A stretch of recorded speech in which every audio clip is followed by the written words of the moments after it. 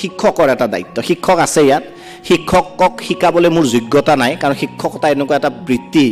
যেটো হয়তো পৃথিৱীৰ অন্যতম মহানতা আৰু নিচা মই ছাৰৰ লগত কথা পাতিছিলোঁ তেতিয়া এই বিষয়ত যে শিক্ষক দুই ধৰণৰ থাকে এক ধৰণৰ থাকে এনে শিক্ষক আৰু দুই ধৰণৰ থাকে এটা নিচাসক্ত শিক্ষক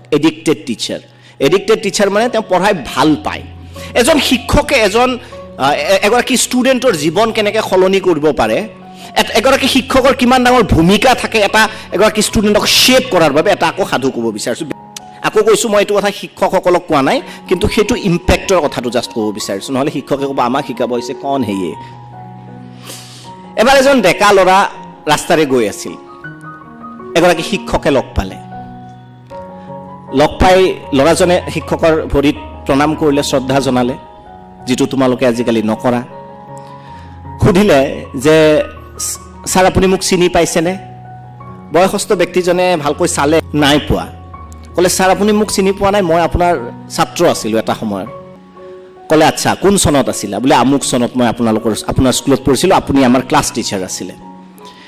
ক'লে এতিয়া তুমি কি কৰা বোলে ছাৰ মই এতিয়া শিক্ষক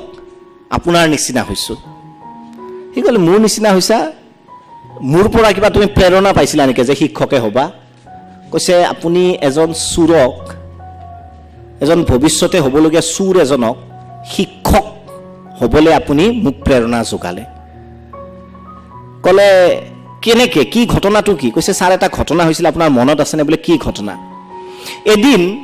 অমুক চনৰ অমুক তাৰিখে এজন ল'ৰাই নতুন ঘড়ী এটা পিন্ধি আহিছিল আৰু সেই ঘড়ীটো মই কি কৰিছিলোঁ চুৰ কৰিছিলোঁ মই ঘড়ীটো কি কৰিছিলোঁ চুৰ কৰিছিলোঁ আৰু আপুনি মোৰ ক্লাছত আহি ঘড়ীটো বিচাৰিবলৈ সকলোকে চেকিং কৰিম বুলি কৈছিল যে মই সকলোৰে পকেট চেক কৰিম বেগ চেক কৰিম আৰু ছাৰ জানে তেতিয়া মই খুব ভয় খাইছিলোঁ কাৰণ মোৰ বেগত ঘড়ীটো লুকুৱাই থৈ দিয়া আছিল তেতিয়া ছাৰ আপুনি কি কৰিছিল আপোনাৰ চাগে মনত আছে ছাৰে ক'লে মনত আছে বোলে ছাৰ তেতিয়া আপুনি সকলোকে চকু বন্ধ কৰিব দিছিল সাধাৰণ শিক্ষক এজন আহি অসাধাৰণ শিক্ষক কি হয় সাধাৰণ শিক্ষক এজন আহি ঐ ক'ত ঘড়ী আছে ওলা সব চেক কৰ তেনেকৈ ক'লে হয়নে নাই লগে লগে যাৰ পৰা ঘড়ীটো পাইছে মাত পেৰেণ্টছক হেল্ল' অমুক আহক চলিহা ল'ৰাই এই কৰি আছে সেইটো এটা নৰ্মেল টিচাৰ শিক্ষকজনে কি ক'লে ক্লাছৰ সকলোকে চকু বন্ধ কৰিব দিলে বুজি পাইছা চকু মুদিব দিলে তাৰ পিছত বেগ চেক কৰিলে বেগ চেক কৰি অৱশেষত এটা বেগৰ পৰা অৰ্থাৎ এই ল'ৰাজনৰ বেগৰ পৰা ঘড়ীটো উদ্ধাৰ হ'ল উদ্ধাৰ হৈ শিক্ষকে ক'লে এই ঘড়ীটো কাৰ আছিল বোলে মোৰ আছিল ছাৰ এই বুলি কোৱাৰ লগে লগে সেই ঘড়ীটো কাক দি দিলে সেই ল'ৰাজনক দি দিলে ক'লে ছাৰ এই কাহিনীটো আপোনাৰ মনত আছে মোক আপোনাৰ কিয় মনত নাই মইতো সেই চুৰজন আছিলোঁ বোলে আচলতে কি জানা যেতিয়া মই বেগ চেক কৰি আছিলোঁ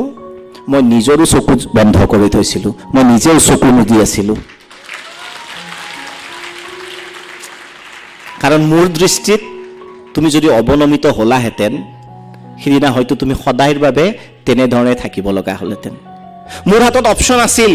যে ক্লাছৰ সন্মুখত থিয় কৰাই থৈ তোমাক মই চুৰ অভিহিত কৰিব পাৰোঁ তোমাৰ পিছফালে এটা লেবেল লগাই দিব পাৰোঁ যে ই চুৰ হয় ইয়াৰ পৰা সকলো সাৱধান থাকিবা মোৰ হাতত অপশ্যন আছিল মই বেটেৰে তোমাক বেত্ৰাঘাত কৰি পিঠিত তোমাৰ অভিভাৱকক মাতি আনি পঠাই দিলোহেঁতেন যে ই চুৰ কৰিছে ল'ৰাজনে ক'লে ছাৰ যদি আপুনি তেনেকুৱা কৰিলেহেঁতেন আজি মই চুৰ হ'লোহেঁতেন আপোনাৰ সেই ঘটনাই মোক ইমান প্ৰেৰণা দিলে যে এগৰাকী শিক্ষকে এজন চুৰক যদি শিক্ষক বনাব পাৰে ময়ো এজন শিক্ষক হৈ ডাক্তৰ ইঞ্জিনিয়াৰ ভাল মানুহৰ সৃষ্টি কৰিম ছাৰ সেইবাবে মই শিক্ষক হ'লো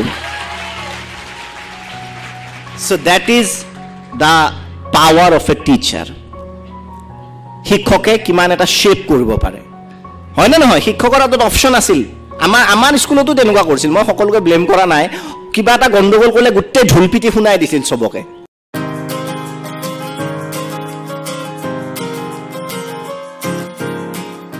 দীপক শৰ্মাৰ ভিডিঅ'সমূহ নিয়মিত ৰূপে পাবলৈ দীপক মোটিভেটৰ চেনেলটো সাবস্ক্ৰাইব কৰিব